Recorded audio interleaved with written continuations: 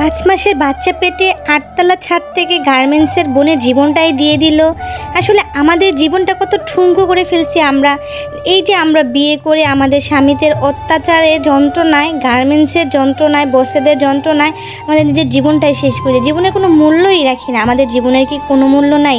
আমাদের জীবনটা অনেক মূল্যবান। তার মধ্যে আবার আমার নিজের সন্তান পেটে, নিজের সন্তানকে পেটে নিয়ে কিভাবে একজন মা, কতটা অপায়ক হলে একজন মা যে নিজের জীবনটা 8তলা ছাদ থেকে পড়ে 5 মাসের বাচ্চাটাকে নিয়ে জীবনটা শেষ করে দিল।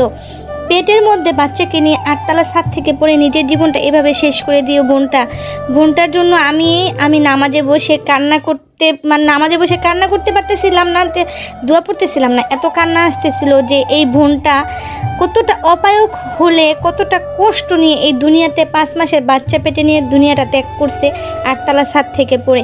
এরকম দিন যেন আল্লাহ কাউকে না দেয়। আমি মা বোনদের একটাই কথা বলবো, যত কষ্টই হোক অন্য পথ বেছে নেন, আইনের আওতায় যান, আইনের সহায়তা নেন।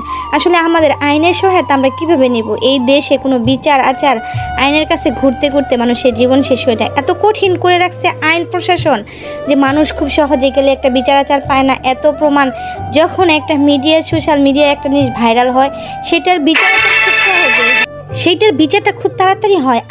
আর এইভাবে একটা অসহায় মেয়ে অনেক বড় প্রবলেমে থাকে, সেটার বিচারটা মানুষের ধারে ধারে ঘুরতে ঘুরতে সহজেই হয় না। কারণ আমি নিজে এটার প্রমাণ, আমি নিজেই অনেক বড় একটা প্রবলেমে পড়ছিলাম। সেই প্রবলেমের জন্য স্যারদের প্রত্যেকটা দুয়ারে দুয়ারে ঘুরছি, সেই সমস্যার সমাধান পাইনি। আমি বোনটাকে নিয়ে কোনো মন্তব্য করব না। আমি জানি না ওর মনে কী ছিল, ওর পারিবারিক সমস্যা কী ছিল, ওর কী যন্ত্রণা ছিল। আমি শুনছি যে মেয়েটা একটা 8তলা গার্মেন্টস থেকে আমি যেই গার্মেন্টসে চাকরি করছি সেটার পাশেই চাকরি করে বোনটা। সেই ফ্যাক্টরিটা আমি ভালো করেই চিনি। কিন্তু এরকম আসলে কতটা কষ্ট নিয়ে এই দুনিয়া ছেড়ে চলে গেছে সেটা তো একমাত্র ওই বোনটাই জানবে। ওই বোনটা তো চলে গেছে, কার সাথে কথা বলবো আর কার সাথেই বা জানবো? জানার তো কোনো উপায় নাই। যাই হোক, এরকম কাজ কেউ কখনোই করবেন না, নিজের জীবনটা শেষ করে দিবেন না। কারণ আমরা এই দুনিয়াতে কতটুকু ভালো কাজ করছি আমরা জানি না। চেষ্টা করবেন সবাই ভালো কাজ করে দেওয়ার জন্য, কারণ এই দুনিয়াটাই তো শেষ না, আমাদের ওই দুনিয়াটাতেও তো আজীবন থাকতে হবে।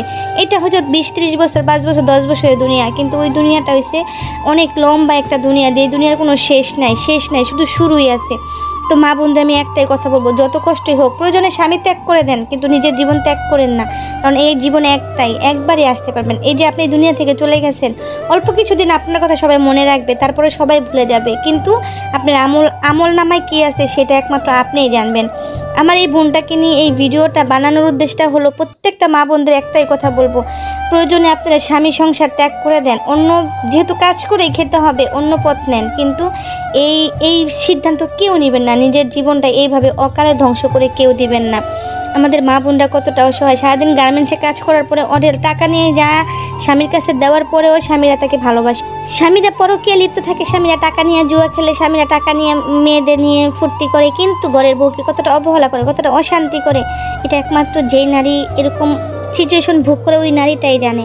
তবে হ্যাঁ, সকল নারীদের আমার একটাই আকুল আবেদন, মা বোনেরা তোমরা যাই কিছু করো না কেন, কেউ নিজের জীবনটা দিও না। কারণ আমাদের জীবনটা, আমি নিজেকে দিয়ে উপলব্ধি করি, জীবনে অনেক স্ট্রাগল করছি, অনেক কষ্ট করছি, এখনও করতেছি, কিন্তু এত বড় ডিসিশন বোন আমি কখনোই নিই নাই। বারবার যে আমার 2টা ছেলে মেয়ের দিক তাকাইছি যে না, কখনো নিজের জীবনটা দিয়ে দেওয়া যাবে না, কারণ এই জীবন আমাদের একবারই পাবো, আর পাবো না। আল্লাহ সবাইকে বুঝার তৌফিক দান করুক। কারণ নিজের জীবনটা দিয়ে বোন অপয়াক হয়ে গেছে। এখন তো বলতেছে যে স্বামীটা অত্যাচার করছে, কিন্তু বসের গালাগালি এই ডিসিশন নিচ্ছে। সবাইকে ধন্যবাদ।